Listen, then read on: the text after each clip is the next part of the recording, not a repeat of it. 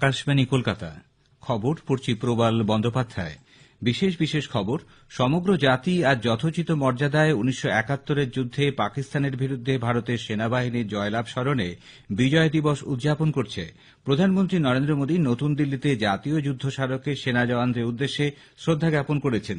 দিনটি স্মরণে ভারতীয় সেনাবাহিনীর পূর্বাঞ্চলীয় কমান্ডের প্রধান কার্যালয় কলকাতার ফোর্ট উইলিয়ামে বিশেষ অনুষ্ঠানের আয়োজন করা হয়। দেশে কোভিড-19 থেকে আরোগ্যের হার বেড়ে 95.21% হয়েছে। উত্তরবঙ্গ সফরের তৃতীয় দিনে মুখ্যমন্ত্রী মমতা ব্যানার্জি আজ কোচবিহারের রাসমেলা ময়দানে দলীয় কর্মী সভায় যোগ দেবেন। আন্তর্জাতিক ক্রিকেট কাউন্সিল আইসিসি 2022 সালে মহিলাদের একদিনের ক্রিকেটের বিশ্বকাপের ক্রীড়াসূচি ঘোষণা করেছে। করোনা সংক্রমণ এড়াতে মাস্ক পরুন ও ঠিকভাবে পরুন, 2 গজ দূরে থাকুন, নিরাপদ দূরত্ব বজায় রাখুন, হাত ও মুখ পরিষ্কার পরিচ্ছন্ন রাখুন। আসছে বিস্তারিত খবরে। 1971 সালে বাংলাদেশ মুক্তিযুদ্ধ স্মরণে আজ সারা দেশে বিজয় দিবস উদযাপন করা হচ্ছে। পাকিস্তানের সেনাকে পর্যদুস্ত করে এই দিনে ঐতিহাসিক জয়লাভ করে ভারতীয় সেনাবাহিনী। জন্ম নেয় স্বাধীন রাষ্ট্র বাংলাদেশ। 1971-এর যুদ্ধে পাকিস্তানের সেনার অত্যাচারের বিরুদ্ধে রুখে দাঁড়িয়েছিল মানুষ, গড়ে তুলেছিল তীব্র প্রতিরোধ। মনে রাখবা, রক্ত যখন দিয়েছি, রক্ত আরো দেব। এদেশের মানুষকে মুক্ত করে ছাড়বো ইনশাআল্লাহ। এবারে সংগ্রাম আমাদের মুক্তির সংগ্রাম, এবারে সংগ্রাম স্বাধীনতার সংগ্রাম। পূর্ব দিগন্তে সূর্য উঠেছে, রক্ত লাল রক্ত লাল রক্ত লাল, জোয়ার এসেছে জনসমুদ্রে, রক্ত লাল রক্ত লাল রক্ত লাল। প্রধানমন্ত্রী নরেন্দ্র মোদী আজ জাতীয় যুদ্ধ স্মারকে স্বর্ণিম বিজয় মশাল প্রজ্বলনের মধ্য দিয়ে বর্ষব্যাপী সুবর্ণ জয়ন্তী অনুষ্ঠানের সূচনা করেছেন।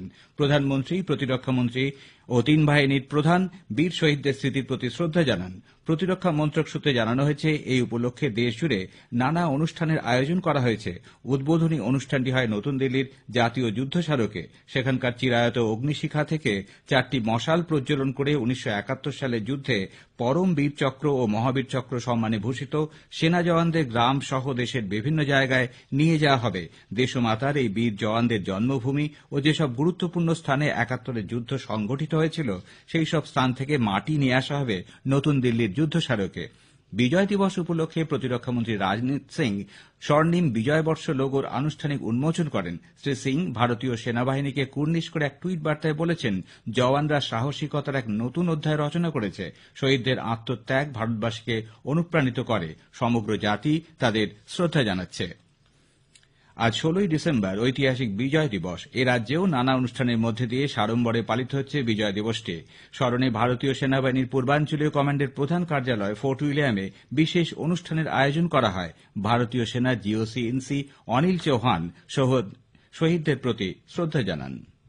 श्रद्धांजलि समारोह के मुख्य अतिथि लेफ्टिनेंट जनरल अनिल चौहान, परम विशेष सेवा मेडल, उत्तम युद्ध सेवा मेडल, अति विशेष सेवा medal, general officer commanding in chief पूर्वी कमान, अब शहीदों को श्रद्धांजलि अर्पित करने जा रहे हैं।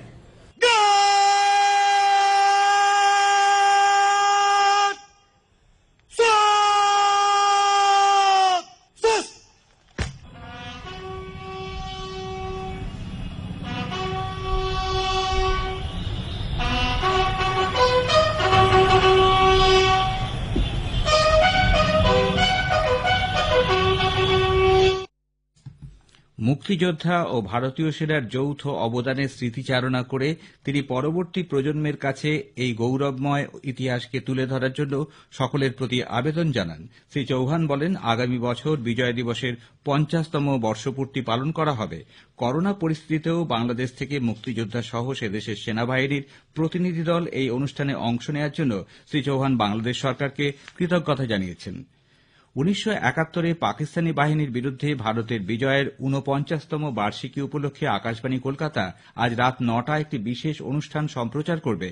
সংবাদ বিভাগ প্রযোজিত এই অনুষ্ঠানটি গীতাঞ্জলি এবং FM রেনবোয় শোনা যাবে ফেসবুক লাইভেও। দেশে কোভিড-19 থেকে আরোগ্যের হার 2.1% পৌঁছেছে। কেন্দ্রীয় স্বাস্থ্যমন্ত্রক সূত্রে জানানো হয়েছে, একদিনে করোনা থেকে সুস্থ হয়েছেন 33,813 জন। এই নিয়ে এখনো পর্যন্ত 94,56,449 জন কোভিড থেকে সংক্রমণ মুক্ত হলেন। গত 24 ঘণ্টায় 26,382 জন নতুন আক্রান্তের খোঁজ মিলেছে। এই নিয়ে দেশে মোট আক্রান্তের সংখ্যা হল 99,32,548।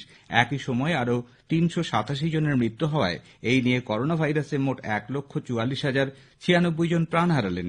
বর্তমানে চিকিৎসাধীন 3,32,002 জন। টানা কয়েকদিন নিম্নমুখী থাকার পরে রাজ্যে দৈনিক করোনা সংক্রমণের সংখ্যা গতকাল আবার বৃদ্ধি পেয়েছে। গত একদিনে রাজ্যে নতুন করে 2,289 জন করোনায় সংক্রমিত হওয়ায় এখনো পর্যন্ত মোট 5,25,918 জন এই রোগে সংক্রমিত হলেন। তার মধ্যে 4,96,110 জন সুস্থ হয়ে উঠেছেন। করোনা সংক্রমণ থেকে সুস্থতার হার আরও কিছুটা বেড়ে 94.33% পৌঁছেছে। মাদ্রাজ আইআইটির পড়ুয়া ও কর্মী মিলিয়ে 150 জনেরও বেশি কোভিড-19 আক্রান্ত হওয়ায় সাময়িকভাবে এই শিক্ষা প্রতিষ্ঠানে লকডাউন জারি করা হয়েছে। তামিলনাড়ুর মুখ্য স্বাস্থ্য সচিব ডক্টর জে রাধাকৃষ্ণন ক্যাম্পাস পরিদর্শন করে এসে জানিয়েছেন, সকলের শারীরিক অবস্থা স্থিতিশীল, তাদের স্বাস্থ্যের দিকে নজর রাখা হচ্ছে। কোভিড পরিস্থিতিতে দ্বিপাক্ষিক সহযোগিতা বৃদ্ধি প্রধানমন্ত্রী নরেন্দ্র মোদী এবং বাংলাদেশের প্রধানমন্ত্রী শেখ হাসিনার মধ্যে আলোচনার মুখ্য বিষয় বলে বাংলাদেশের পররাষ্ট্রমন্ত্রী ডক্টর এ.কে আব্দুল মোমেন জানিয়েছেন। তিনি বলেন, ভারত ইতিমধ্যেই বাংলাদেশকে কোভিড-19 ভ্যাকসিন দেবার প্রতিশ্রুতি দিয়েছে। দুদেশের মধ্যে এয়ার বাবল সমঝোতার আওতায় সাধারণ মানুষ উপকৃত হচ্ছেন। উল্লেখ্য, আগামীকাল দুদেশের প্রধানমন্ত্রীর শীর্ষ বৈঠকে 1965 সালের পর বন্ধ হয়ে যাওয়া চিরাহাটি হলদিবাড়ি রেলপথ ফের চালু করা হবে। কোভিড পরিস্থিতিতে মানুষকে স্বস্তি দিতে কেন্দ্রীয় সরকার কর্মসংস্থান সৃষ্টির লক্ষ্যে প্রধানমন্ত্রী রোজগার প্রোৎসাহন যোজনা এবং আত্মনির্ভর ভারত শীর্ষক দুটি প্রকল্প ঘোষণা করেছে। গত সন্ধ্যায় কলকাতা প্রেস ক্লাবে এক অনুষ্ঠানে কেন্দ্রীয় মন্ত্রী রামদাস আঠাওয়ালে বলেন, সরকার কর্মসংস্থান সৃষ্টিতে এবং বেকার যুবক যুবতীদের উৎসাহ দিতে ব্যাংক ঋণ সহজলভ্য করেছে। কেন্দ্রীয় অর্থমন্ত্রী নির্মলা সীতারামন ভিডিও কনফারেন্সিংয়ের মাধ্যমে 23তম আর্থিক স্থিতি ও উন্নয়ন পর্ষদ এফএসডিসির বৈঠকে পৌরোহিত্য করেন। গতকাল নতুন দিল্লিতে অনুষ্ঠিত এই বৈঠকে গুরুত্বপূর্ণ সমষ্টিগত অর্থনৈতিক উন্নয়ন ও আর্থিক স্থিতিশীলতা সম্পর্কিত বিভিন্ন বিষয় নিয়ে আলোচনা হয়। ভারতীয় ডাক বিভাগ ও ইন্ডিয়ান পোস্ট পেমেন্ট ব্যাংক নতুন ডিজিটাল নগদ প্রদান অ্যাপ ডাক পের সূচনা করেছে। এর মাধ্যমে দেশের প্রান্তিক শ্রেণীর মানুষেরা ডিজিটালি আর্থিক ব্যবস্থার সুযোগ গ্রহণ করতে পারবেন। এই পরিষেবার উদ্বোধন করে কেন্দ্রীয় যোগাযোগ ও তথ্য প্রযুক্তি মন্ত্রী রবিশঙ্কর প্রসাদ ইন্ডিয়া পোস্ট পেমেন্ট ব্যাংকের উদ্যোগকে স্বাগত জানান। খবর শুনছেন আকাশবাণী কলকাতা কেন্দ্র থেকে। উত্তরবঙ্গ সফরের তৃতীয় দিনে মুখ্যমন্ত্রী মমতা ব্যানার্জি আজ কোচবিহারের রাসমেলা ময়দানে একটি দলীয় কর্মী সভায় যোগ দেবেন। বিধানসভা ভোটের আগে তিনি কর্মীদের কি বার্তা দেন সেদিকেই আগ্রহ রাজনৈতিক মহলের। মুখ্যমন্ত্রী গতকাল কোচবিহারের মহারাজা জিতেন্দ্র নারায়ণ মেডিকেল কলেজের নবনির্মিত ভবনের উদ্বোধন করেন। আগামী বছরের মার্চ মাসে কলকাতা পুর নিগমের ভোট করানো যেতে পারে বলে রাজ্য সরকার নির্বাচন কমিশনকে জানিয়েছে। রাজ্যের তরফে কমিশনকে লেখা চিঠিতে পুর ভোটের প্রস্তুতির জন্য কিছুটা সময় চেয়ে মার্চে ভোটের আয়োজনের আবেদন জানানো হয়েছে বলেও সূত্রের খবর। রাজ্য নির্বাচন কমিশন এই চিঠি সুপ্রিম কোর্টে পেশ করবে। নতুন কৃষি আইন বাতিলের দাবিতে কৃষক সংগঠনগুলির যৌথ মঞ্চ সর্বভারতীয় কৃষক সংঘর্ষ সমন্বয় কমিটি আজ কলকাতায় বড় জমায়েতের ডাক দিয়েছে। রানী রাসমণি অ্যাভিনিউয়ে সমাবেশের পর রাজ্যপালের কাছে স্মারকলিপি জমা দেওয়ার কর্মসূচি রয়েছে বলে জানা গেছে। সিপিআইএম এর শ্রমিক সংগঠন সিটিও কৃষক আন্দোলনের সমর্থনে আজ মিছিল করবে। কলকাতা মেট্রো রেল কর্তৃপক্ষ আগামী শনিবার থেকে সপ্তাহে দুদিন যাত্রীদের স্টেশনে প্রবেশের ক্ষেত্রে ই পাস ব্যবস্থায় ছাড় দেওয়ার সিদ্ধান্ত নিয়েছে। আগামী 19 তারিখ থেকে প্রতি শনি ও রবিবার দিনের কোনো সময়ই স্টেশনে প্রবেশ করতে ই পাস লাগবে না। আন্তর্জাতিক ক্রিকেট কাউন্সিল আইসিসি 2022 সালে মহিলাদের একদিনের আন্তর্জাতিক ক্রিকেটের বিশ্বকাপের ক্রীড়াসূচি ঘোষণা করেছে। নিউজিল্যান্ডে আয়োজিত হবে মহিলাদের বিশ্বকাপ। টুর্নামেন্ট শুরু হচ্ছে 4 মার্চ, ফাইনাল 3রা এপ্রিল। পুরনো ক্রীড়াসূচি অনুযায়ী 2021 সালের মার্চ এপ্রিলে এই টুর্নামেন্ট হবার কথা ছিল। গোয়ার ফতোদ্রা স্টেডিয়ামে আজ ইন্ডিয়ান সুপার লিগ আইএসএল ফুটবলে এটিকে মোহনবাগান এফসি গোয়ার বিরুদ্ধে খেলবে। খেলা শুরু হবে সন্ধ্যে 7:30টায়। 5টি খেলায় 10 পয়েন্ট নিয়ে এটিকে মোহনবাগান লিগ তালিকার 3 নম্বরে রয়েছে। ষষ্ঠ স্থানে থাকা এফসি গোয়ার 5 ম্যাচে পয়েন্ট 8। খবর শেষ হল।